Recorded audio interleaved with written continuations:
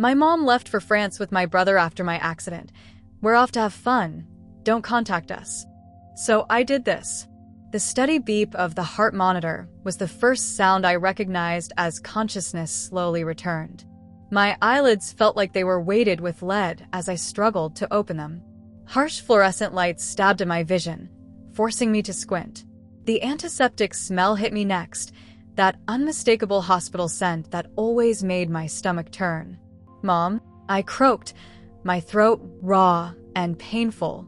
No answer. I turned my head slightly, wincing at the sharp pain that shot down my neck. The chair beside my bed was empty. Not just empty, undisturbed. The thin hospital blanket covering it was still perfectly folded, as if no one had ever sat there. Strange. My mother had always been overprotective, hovering anxiously whenever I so much as sneezed. A car accident serious enough to land me in the hospital? She should have been camped out by my bedside, refusing to leave even when the nurses insisted. "You're awake," a nurse said, entering the room with brisk efficiency. She checked my vitals, made a note on her tablet. "How's the pain? On a scale of 1 to 10? 7, I admitted. "What happened?" "Drunk driver ran a red light, hit your car on the driver's side. You're lucky to be alive, Miss Carter." Lucky didn't begin to describe how I felt as memories of the crash flooded back. The screech of tires, the blinding headlights, the sickening crunch of metal and glass, the airbag exploding in my face. Has my mother been here? Or my brother Jason? The nurse's expression shifted subtly, her professional smile faltering for just a moment. "I'll let the doctor know you're awake." She left before I could press her for answers. My phone. I needed my phone. With trembling fingers, I reached for the small table beside the bed, relieved to see my personal belongings in a clear plastic bag. My phone was there, screen cracked but still functioning. 27 missed calls. For a moment, relief washed over me. They must have been worried sick. But as I scrolled through, I realized all the calls were from work colleagues, friends, even my dentist's office confirming an appointment I'd obviously missed. Nothing from my mother. Nothing from Jason. That's when I saw the text message, sent 3 days ago, shortly after the accident according to the timestamp. "We're off to have fun in France. Don't contact us." I read it again. And again. The words remained the same, cold and dismissive. My fingers hovered over the screen, disbelief warring with a growing sense of dread. I called my mother's number. Straight to voicemail. Jason's too. "Miss Carter." The doctor entered, chart in hand. "I'm Dr. Reynolds. You've been unconscious for 4 days. You have 3 broken ribs, a fractured wrist, and a mild concussion. You were very fortunate." I barely heard him. "My family," I interrupted. "Have they been here at all?" Dr. Reynolds's face showed the same flicker of discomfort the nurses had. "I'm not at liberty to discuss other visitors, but I can check with." "They haven't been here," I said flatly. It wasn't a question. The doctor's silence was answer enough. 3 days later, I was discharged with a prescription for pain medication I could barely afford and instructions for follow-up care I wasn't sure how to manage alone. The hospital bills would come later, a looming financial disaster I couldn't begin to contemplate. The taxi dropped me at the house I'd shared with my mother and brother since my father died 5 years ago. Even from the curb, something looked wrong. The front garden, which my mother tended with religious devotion, was already showing signs of neglect. Mail overflowed from the box. I fumbled with my keys, each movement sending fresh pain through my bandaged ribs. When I finally got the door open, I froze on the threshold. The house had been gutted. Not by thieves, by my own family. The expensive artwork that had hung in the entryway was gone. The antique furniture my father had collected vanished. Even family photos had been removed from the walls, leaving ghostly rectangles on the faded wallpaper. I moved through the rooms in a daze, cataloging the missing items. My mother's jewelry, Jason's gaming equipment, the silver, the crystal, anything of value had been taken. In my own room, the devastation was even more personal. My laptop was gone. So were my few pieces of good jewelry, gifts from my father on various birthdays. They'd even taken the emergency cash I kept hidden in my desk drawer. I sank onto my stripped bed, pain radiating through my body, but barely registering against the emotional tsunami threatening to drown me. My phone rang, my boss, probably wondering when I'd be back at work. I silenced it. Instead, I opened my banking app, already knowing what I would find. My account had been drained. Every penny. A small transfer had been made the day of the accident, followed by a much larger one the day after. I was broke, injured, and alone. Why? The question hammered in my mind with each painful breath. I'd done everything right. After Dad died, I was the one who held us together. I managed the household finances. I cooked the meals. I was the responsible one while Mom retreated into grief, and Jason acted out. I put my own dreams on hold to keep our family afloat. And this was my reward? Abandoned in a hospital bed while they gallivanted off to France with everything they could carry? Anger rose through the shock and pain, hot and clarifying. I hadn't done anything to deserve this betrayal. The accident wasn't even my fault. With renewed purpose, I forced myself to my feet. If they thought they could erase me so easily, they were sorely mistaken. I headed to my father's study, the one room in the house I'd kept untouched since his death. My mother avoided it, and Jason had never shown any interest in the space Dad had used to run his investment consulting business. The study looked undisturbed at first glance. The leather chair still sat behind the heavy oak desk. The bookshelves still held volumes on finance and economics. But looking closer, I noticed the filing cabinet drawers hanging slightly open, papers in disarray. They'd searched in here too. I sank into my father's chair, running my fingers along the familiar wood of his desk. He'd always been so meticulous, so organized. What had they been looking for?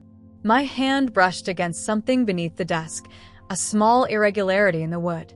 I bent down, ignoring the screaming pain in my ribs, and examined the underside of the desk.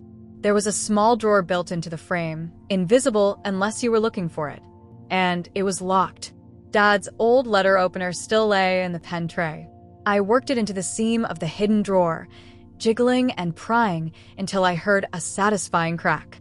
The lock gave way, and the drawer slid open. Inside was a single envelope with my name written on it in my father's distinctive handwriting. My hands trembled as I stared at the envelope. Dad had been dead for 5 years.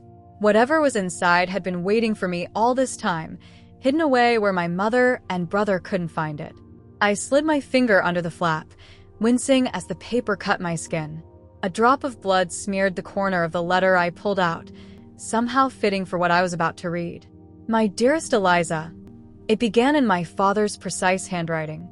I hadn't seen it in so long that tears blurred my vision. My dearest Eliza, if you're reading this, something has gone terribly wrong. I've tried to protect you from the truth about our family, perhaps for too long. You are my rightful heir, but there are those who would take that from you. I never trusted your mother with the full extent of our assets. Your brother, I fear, has inherited her greed. They've always been too similar, charming when necessary, ruthless when it serves them. I've written 2 wills. The public one leaves enough to satisfy them, to keep appearances. But this one, the real one, ensures you receive what is rightfully yours. The house. My controlling shares in Carter Investments. The offshore accounts only I and my attorney, Samuel Winters, know about. If something happens to me before you turn 30, find Sam. Don't trust anyone else with this information, especially not your mother or Jason. I'm sorry for the secrets. I always meant to explain everything when the time was right. I love you, Eliza. You've always been the best of me. Dad. Attached to the letter was a document, a will dated just 3 months before my father's sudden heart attack. I scanned the pages, legal jargon swimming before my eyes until I reached the meat of it. I hereby bequeath all remaining assets, including but not limited to my majority shareholding in Carter Investments, 67%, all domestic and international banking accounts, real estate holdings, and personal possessions to my daughter, Elizabeth and Carter. I set the papers down, my mind spinning. According to the will my mother had presented after Dad's death, she had inherited nearly everything. Jason had received a significant trust fund. I'd been left a modest sum that had seen me through 2 years of college before I'd had to drop out to help with family expenses when Mom's spending depleted her inheritance faster than anyone anticipated. It had never made sense to me. Dad and I were close. He'd been grooming me to take over his business someday. But grief had clouded my judgment, made me accept what I was told. Now I knew the truth. I'd been robbed, not just of money, but of my future, my legacy. A harsh laugh escaped me, sending shooting pain through my ribs. Of course, they'd fled the country. They must have discovered I was named in Dad's real will. Perhaps they'd been searching for it for years, finally realizing it might be hidden in his study. The accident had given them the perfect opportunity to clean out the house and disappear before I could learn the truth. But what had triggered their sudden departure? Why now, after 5 years? I thought back to the week before the accident. I'd been going through old family photos for a memorial project on the anniversary of Dad's death. Mom had seemed unusually agitated about it, especially when I mentioned scanning some of Dad's old business documents I'd found. I scrambled to my feet and hurried to the hallway closet where I'd stored the box of documents. It was gone, of course, but I remembered one particular paper, a bank statement from a Cayman Islands account I hadn't recognized. I'd set it aside, meaning to ask Mom about it. That must have been it. They realized I was getting too close to the truth. I returned to the study and examined the will more closely. Samuel Winters. The name was vaguely familiar, but I couldn't place it. Dad's address book might have his contact information, but that was probably gone too. A quick internet search yielded results. Samuel Winters, senior partner at Winters, Holden and Associates, a law firm downtown specializing in estate planning and corporate law. Before I could second-guess myself, I dialed the number. It was after hours, but I left a message explaining who I was and asking for an urgent appointment. While waiting for a call back, I continued searching the study. If Dad had hidden the will, what else might he have concealed? I tapped walls, looking for hollow spaces. I pulled books from shelves, checking for anything tucked between them. I even checked under the floorboards beneath the worn Persian rug. Nothing. But as I was replacing the rug, something caught my eye, a small safe bolted to the floor, previously hidden by the heavy desk that I'd shifted during my search. I'd never seen it before. My heart raced. The combination would be something meaningful to Dad. I tried his birthday. Wrong. My birthday. Wrong. The day he founded his company. Wrong again. What else was significant to him? I closed my eyes, thinking back to our conversations, our private jokes. Then it hit me, the coordinates of the lake house where we used to spend summers, just the two of us fishing and stargazing. He'd made me memorize them as a navigation exercise. 43, 28, 15N, 84.46.18W. I input the numbers and the safe clicked open. Inside was a USB drive, a small notebook, and a faded photograph of Dad holding me as a baby. On the back of the photo, he'd written, "The future of Carter Investments." My phone rang, startling me. It was Samuel Winters' office, calling to schedule an appointment for first thing tomorrow. "Tell Mr. Winters that I have the real will," I said, a plan already forming in my mind. "And tell him I know about the Cayman accounts." The receptionist paused. "I'll let him know. He says to be careful, Miss Carter. Very careful." As I hung up, my gaze fell on a business card that had slipped out of the notebook. A private investigator. Dad had been investigating someone. My mother? Jason? Or someone else entirely? Whatever storm was coming, I was now in the eye of it. They thought they'd left me with nothing, but they'd actually left me with the most valuable thing of all, the truth. And I was going to make them pay for every lie. Samuel Winters' office reeked of old money, leather-bound law books, mahogany furniture, and carpet thick enough to muffle any whispered secrets. The man himself was a surprise, mid-60s with sharp eyes that contrasted with his deliberately boring gray suit. He stood as I entered, his expression unreadable. "Elizabeth Carter," he said, extending his hand. "You look remarkably like your father." I winced as we shook hands, my injured wrist still tender. "Car accident?" he asked, noticing my discomfort. Yes. 4 days ago. The same day my mother and brother emptied our house and fled to France. Winters's eyebrows rose slightly, the most emotion he'd shown yet. I see the timing wasn't coincidental. I placed the will on his desk. Neither was this. He picked up the document, scanning it with practiced efficiency. I watched his face carefully, looking for any sign of recognition or surprise. Instead, his expression hardened. "Where did you find this?" "Hidden in my father's desk." "Is it real?" Winters put the document down and removed his glasses. "It's real. I witnessed your father sign it." Despite my suspicions, hearing confirmation sent a jolt through me. Then why was a different will executed after his death? Because this will, he tapped the paper between us, was supposedly destroyed in a small fire in your father's study 3 days before his death. Your mother presented evidence, photographs of the damaged office, a statement from your brother confirming he'd seen the accident. She provided a previous will, which I had also prepared years earlier. With this one presumed destroyed, we had no choice but to execute the older version. "There was never any fire," I said flatly. "I suspected as much, but couldn't prove it." Winters leaned forward. "Your father contacted me the day before he died. He was agitated, said he had evidence of something disturbing and needed to amend his will again. We scheduled a meeting for the following day, the day he had his heart attack." Yes. Winters's gaze was penetrating. A seemingly natural death that came at an extremely convenient time for your mother and brother. The implication hung in the air between us. Had my father been finished? I pulled out the USB drive and notebook I'd found in the safe. Could these be the evidence he mentioned? Winters plugged the drive into his computer, but frowned at the screen. "It's encrypted." He turned his attention to the notebook, flipping through pages of my father's handwriting, columns of numbers, dates, initials.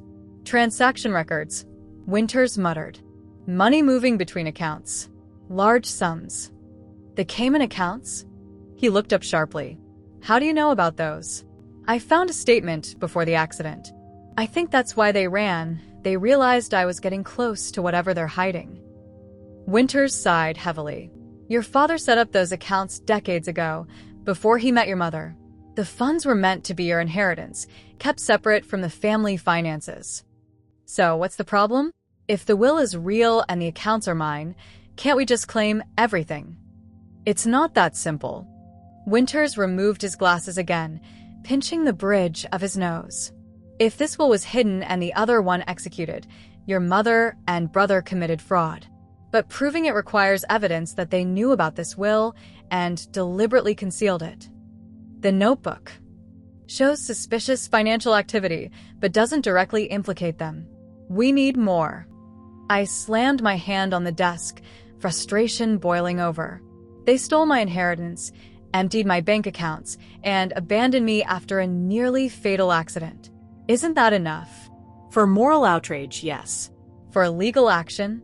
He shook his head. We're up against a woman who's spent years constructing her deception. Your mother has powerful friends and connections. The legal battle could take years, and frankly, you don't have the resources to fight it. My heart sank. So they win? Just like that. I didn't say that. A hint of steel entered his voice. I made a promise to your father to protect you. I intend to keep it. He pressed a button on his phone. "Janet, call Miles. Tell him we need him immediately." Turning back to me, he explained, "Miles was the private investigator your father hired. The business card you found." 20 minutes later, Miles turned out to be a compact man with a face that seemed perpetually sunburned.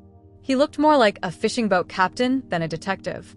"The Carter case," he said, shaking my hand. "Your father hired me to investigate unusual activities at Carter Investments. Board members making decisions without consulting him, financial discrepancies, stock being sold to shell companies. My mother's doing?" Partly. But she wasn't working alone. Miles pulled out a tablet, showing me photographs. "Your brother was meeting with this man regularly." The screen showed Jason sitting at an outdoor cafe with an expensively dressed older man. Victor Renard, Winters supplied. French financier. Competitor of your father's. And your mother's lover for the past 7 years, Miles added quietly. The room tilted sideways for a moment. 7 years? Dad had only been dead for 5. They've been planning this for a long time, I whispered. Miles nodded grimly. Renard wanted your father's company. Your mother wanted Renard. Jason wanted money. They formed quite the alliance. But you don't have proof they caused my father's death? Not yet, Miles admitted. But we're close. There were irregularities with his medication. Nothing conclusive, but enough to justify further investigation. Winters leaned forward. Elizabeth, this is bigger than inheritance fraud. It's potential corporate espionage, conspiracy. The question is, how far are you willing to go to fight back? I thought about the message they'd left me. Don't contact us. They assumed I would crumble, that I'd be too weak, too shattered by their betrayal to do anything but accept it. Looking at the 2 men watching me expectantly, I made my decision.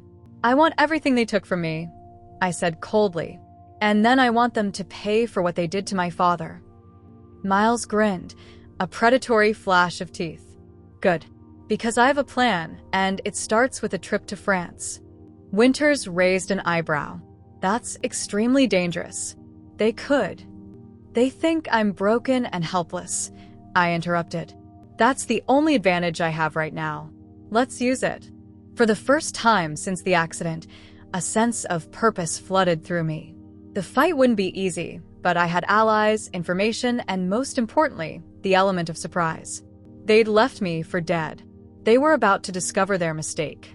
The tiny apartment in Nice overlooked a narrow cobblestone street 3 blocks from the Mediterranean.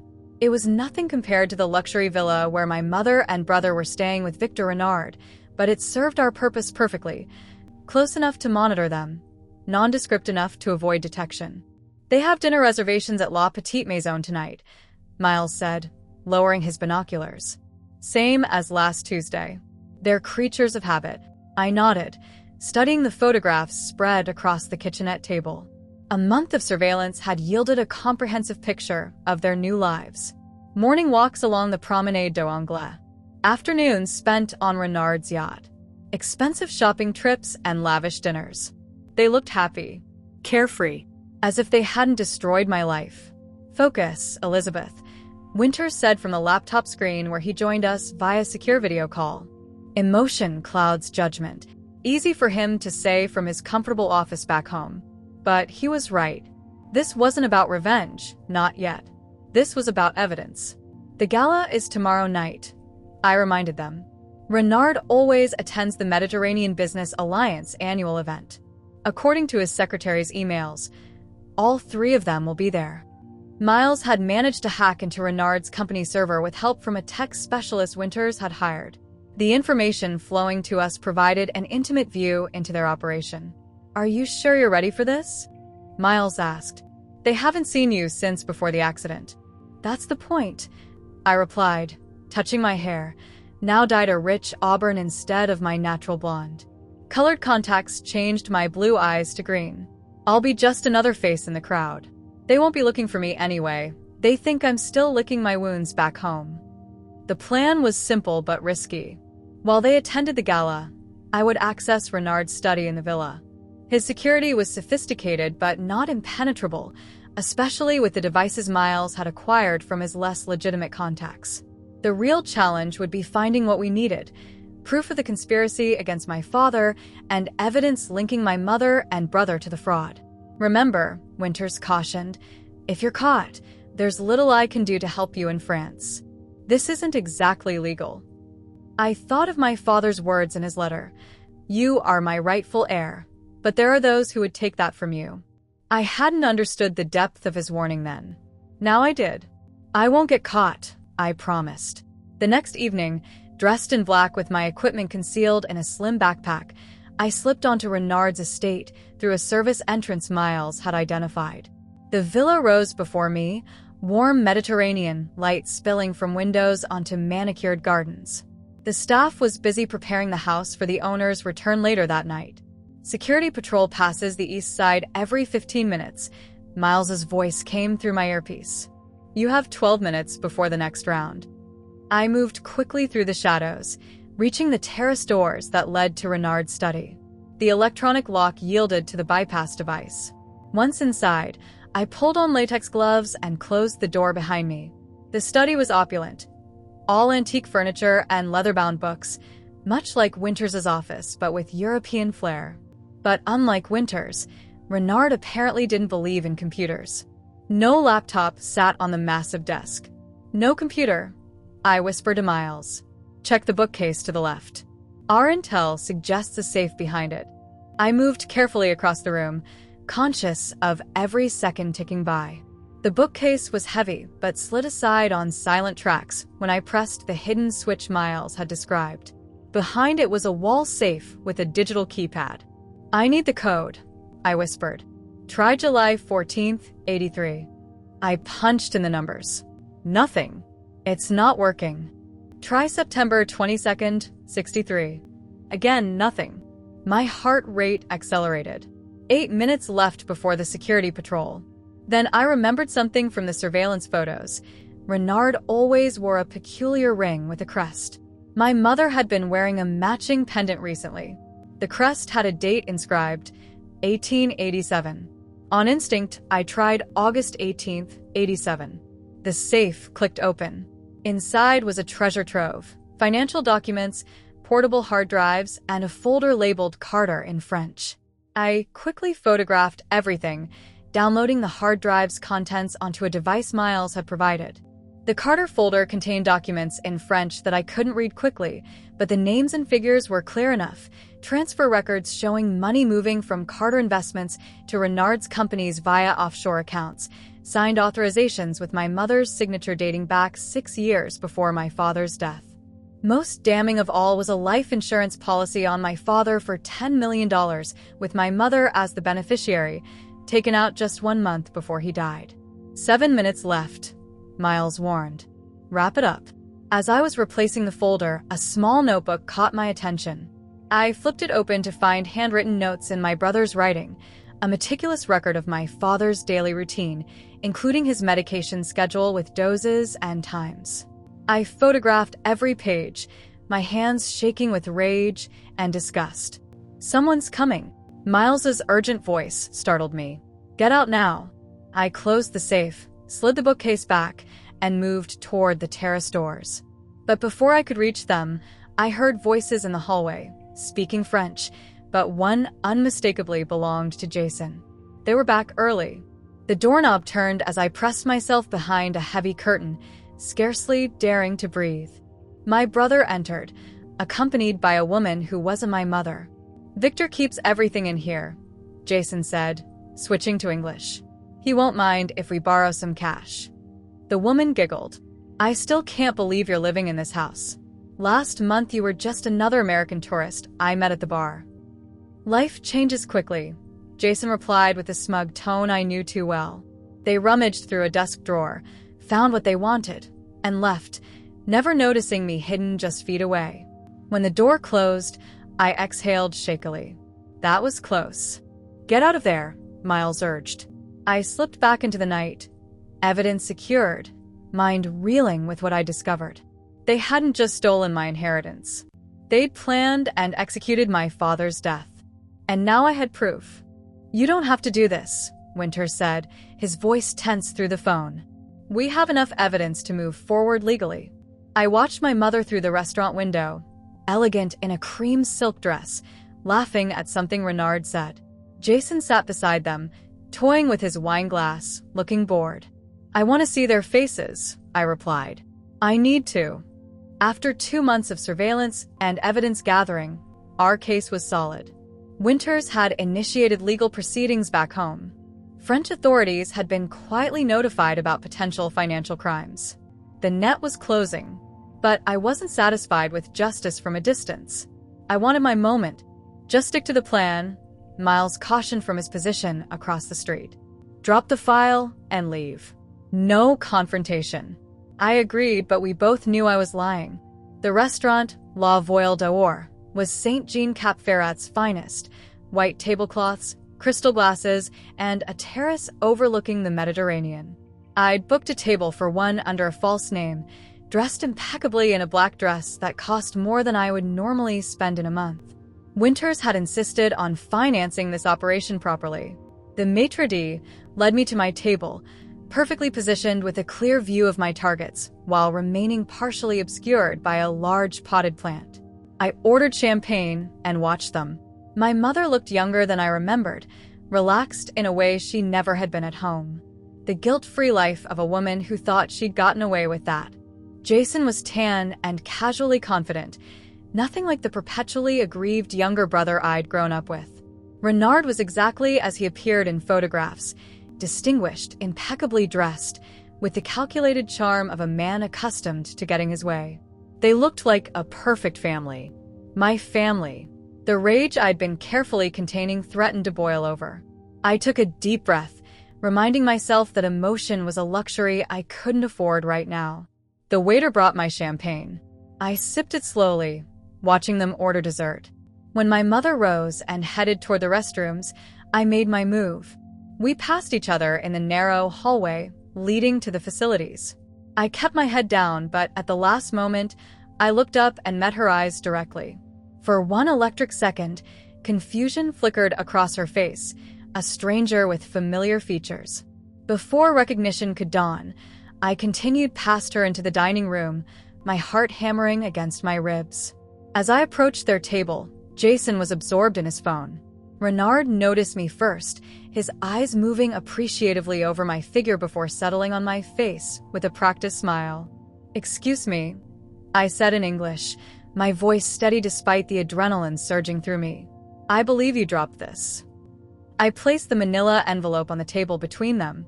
Renard's brow furrowed. "I think you are mistaken, mademoiselle. This is not." "It's not a mistake, Victor," I said, dropping any pretense. "It belongs to all of you." Jason's head snapped up at the sound of my voice. His face drained of color so quickly I thought he might faint. "Eliza," he whispered. "Hello, brother." I smiled coldly. "Surprised to see me?" Renard's expression shifted instantly from confusion to calculation. "Perhaps you would like to join us, Miss Carter?" "No need. I've left everything you should know in that envelope. Copies of documents from your safe. Records of the money transfers. Jason's helpful little medication journal." I leaned closer. "Everything." Jason reached for the envelope, but Renard's hand shot out, stopping him. "Not here," he hissed. My mother returned, freezing mid-step when she saw me. "My God," she breathed. "Hello, Mother. You're looking well. France agrees with you." She recovered quickly, sliding back into her seat with forced composure. "Elizabeth, what a surprise. We were just—" "Save it." I cut her off. "I know everything. About Dad's will. About the offshore accounts. About the life insurance policy. About how you slowly poisoned him." My voice remained conversational, but heads at nearby tables were beginning to turn. "You're making a scene," my mother said tightly. "Am I? I thought I was being remarkably restrained, considering you left me for dead after my accident." Jason at least had the decency to look ashamed. "We didn't know it was that serious. You emptied my bank accounts while I was unconscious in a hospital bed," I reminded him. "So forgive me if I don't believe your concern." Renard cleared his throat. "Perhaps we should continue this discussion somewhere more private." "No need. I've said what I came to say." I gestured to the envelope. "You have 24 hours to transfer $10 million to the account number inside. It's a third of what you stole from me, but I'm feeling generous." My mother's face hardened. "Or what?" "Or everything goes to the authorities, French and American. Financial crimes. Fraud." I smiled sweetly. "I wonder which of you they'll offer a deal to first?" My money's on Jason. He always was the weak link. Jason paled further, confirming my assessment. "You have no proof," Renard said smoothly, though his eyes had lost their confidence. "Check the envelope." I included sample highlights. "The rest is in a secure location." I straightened, feeling a strange calm settle over me. "I'll be in touch tomorrow for your decision." As I turned to leave, my mother grabbed my wrist. "This isn't over, Elizabeth." I leaned down, my mouth close to her ear. "You're right. It's just beginning. The flash of fear in her eyes was everything I'd hoped for. Outside, Miles fell into step beside me. That wasn't the plan. Plans change. They'll run. No, I said with certainty. They won't. They're too arrogant. They'll try to find a way out. My phone buzzed. A text from an unknown number. We need to talk. Alone. Jay. I showed it to Miles. See? It's already working. It's a trap. Probably, I agreed. But my brother was never as clever as he thought he was. The confrontation had gone exactly as I'd hoped. The first cracks were showing. Now it was time to split them apart completely.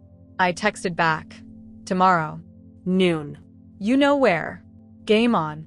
The lighthouse stood at the edge of Cap Ferrat, a solitary sentinel overlooking the endless blue expanse. It was here, on a family vacation when I was 12, that Jason and I had made a secret pact while our parents argued in the rental villa. We promised to always protect each other.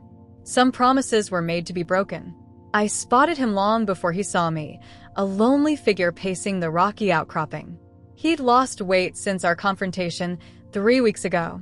Dark circles shadowed his eyes. Good. I didn't think you'd really come, he said when I approached. You're my brother, Jason. Despite everything. He winced. Eliza, you don't understand. I understand perfectly. You and Mom conspired with Renard to steal everything Dad built. You finished him for it. No. His denial was instant, vehement. I didn't know about Dad. I swear it. Mom and Victor, they handled that part. I studied his face, looking for the tells I'd grown up recognizing. For once, he seemed to be telling the truth. It doesn't matter, I said coldly. You were part of it. I was 20 when Dad died, Eliza. Mom had been filling my head with stories for years, how Dad was hiding money, cheating her, planning to leave us with nothing. I believed her. And 5 years later, when you emptied my bank accounts while I was in the hospital, he looked away. By then, I was in too deep. Victor owns people, Eliza. Dangerous people. When they realized you might find Dad's will, they tried to finish me too. I finished. The accident wasn't an accident. Jason's silence was confirmation enough. Did you come to warn me they're planning to try again? I asked. No. He pulled an envelope from his jacket. I came to give you this. Account numbers, passwords, records of all the transfers. Everything you need to take them down. I took the envelope cautiously. Why? Because I want out. And because. He hesitated. You were right about me being the weak link. They know it too. I'm not safe anymore. So this is self-preservation, not remorse. Can it be both? A hint of the old Jason, sardonic, self-aware, surfaced briefly. I know it doesn't make up for anything, but it's all I have to offer. Before I could respond, my phone buzzed. A text from Miles. Get out now. Ours men on the move. I grabbed Jason's arm. We need to go. Now. It's too late, he said quietly. I turned to see 3 men approaching along the narrow path, their intentions clear in their purposeful stride and concealed hands. You set me up? I hissed. No. Jason's face was ashen. They followed me. I was sloppy. There's nowhere to run. I realized the sea at our backs, armed men before us. Jason squeezed my hand. Trust me one last time. Before I could react, he lunged forward, intercepting the men with a wild shout. Go, he yelled at me. The boat. I spotted it then, a small motorboat moored below the rocks. As Jason created a chaotic distraction, I scrambled down the steep path, heart pounding. A gunshot cracked through the air. I looked back to see Jason crumpling to the ground. No, I screamed. Our eyes met one final time. He gave an almost imperceptible nod. Run. I reached the boat, hands trembling as I started the engine. As I pulled away from shore, I saw the men at the cliff's edge, watching me escape. They hadn't expected the boat. Jason's final gift. 1 year later, the headquarters of Carter Investments gleamed in the morning sunlight as I walked through the revolving doors. Employees nodded respectfully as I passed. In the boardroom, Samuel Winters waited with the executive team. "The acquisition paperwork is ready for your signature, Ms. Carter," he said, sliding a document across the polished table. My signature, now officially Elizabeth and Carter, as my father had named me, would finalize our takeover of Renard Global, the company left rudderless after its founder's arrest for financial crimes. The evidence Jason had provided proved invaluable. Combined with what I'd already gathered, it created an airtight case that brought down Renard and my mother. She was currently awaiting trial, bail denied due to flight risk. She still refused to see me. Perhaps some wounds were too deep to heal. Before we proceed, I addressed the board. I'd like to announce the establishment of the Jason Carter Foundation, dedicated to helping victims of familial financial abuse. My brother's actions were instrumental in bringing this company back to where it belongs. I didn't mention his final moments on that cliff. Some truths were mine alone to carry. After the meeting, I stood at my father's old office window, my office now, looking out over the city he had loved. On my desk sat the photo I'd found in his safe, my father holding me as a baby, the future of Carter Investments, written on the back. "I did it, Dad," I whispered to the empty room. My assistant's voice came through the intercom. "Ms. Carter, your 3 o'clock is here." And Mr. Winters called. "He says the offshore accounts are fully transferred to your control."